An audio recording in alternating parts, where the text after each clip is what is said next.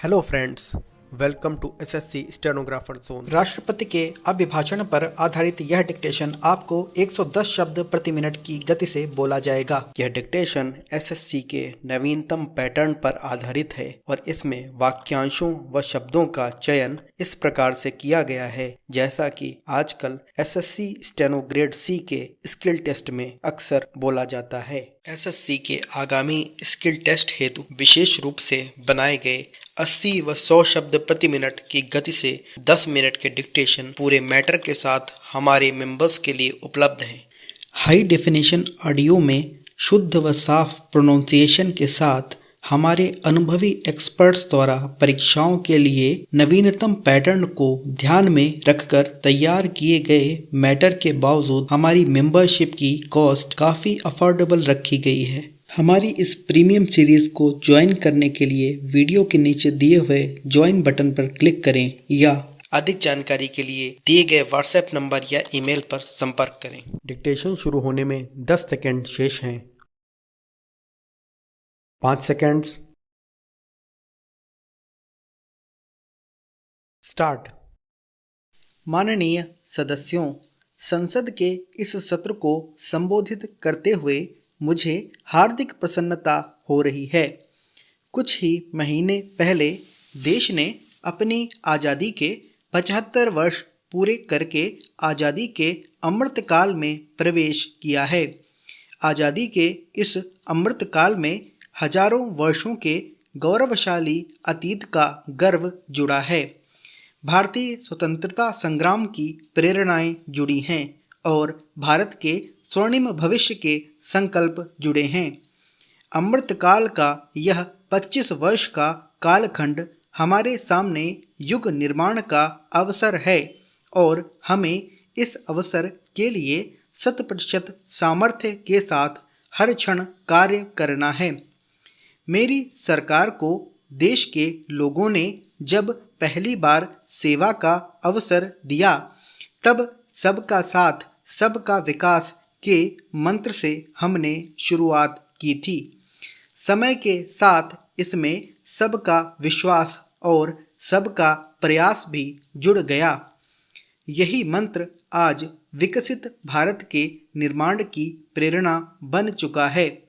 इस सरकार के लगभग 9 वर्षों में भारत के लोगों ने अनेक सकारात्मक परिवर्तन पहली बार देखे हैं। सबसे बड़ा परिवर्तन यह हुआ कि आज हर भारतीय का आत्मविश्वास शीर्ष पर है और दुनिया का भारत को देखने का नज़रिया बदला है। सरकार का स्पष्ट मत है कि भ्रष्टाचार लोकतंत्र का और सामाजिक न्याय का सबसे बड़ा दुश्मन है। इसलिए बीते वर्षों से भ्रष्टाचार के विरुद्ध निरंतर लड़ाई चल रही है। हमने सुनिश्चित किया है कि व्यवस्था में ईमानदार का सम्मान होगा। भ्रष्टाचारियों के लिए समाज में किसी भी प्रकार की सहानुभूति न हो, इसके लिए सामाजिक चेतना भी देश में बढ़ रही है। जो भारत कभी अपनी अधिकांश समस्याओं के समाधान के लिए दूसरों पर निर्भर था, वही आज दुनिया की समस्याओं के समाधान का माध्यम बन रहा है। हमने देखा है कि कोरोना काल के दौरान दुनिया भर में किस तरह गरीब के लिए गुजारा मुश्किल हो गया, लेकिन भारत उन देशों में से एक है जिसने गरीब का जीवन बचाने को सर्वोच्च प्राथमिकता दी और कोशिश की कि देश में कोई गरीब भूखा नहीं सोए। मुझे खुशी है कि सरकार ने प्रधानमंत्री गरीब कल्याण अन्न योजना को नई परिस्थितियों के अनुसार आगे भी चलाने का निर्णय लिया है। यह एक संवेदनशील और गरीब हितैषी सरकार की पहचान है। पीएम गरीब कल्याण अन्न योजना के तहत सरकार गरीबों को मुफ्त अनाज के लिए लगभग 3.5 लाख करोड़ रुपए खर्च कर चुकी है।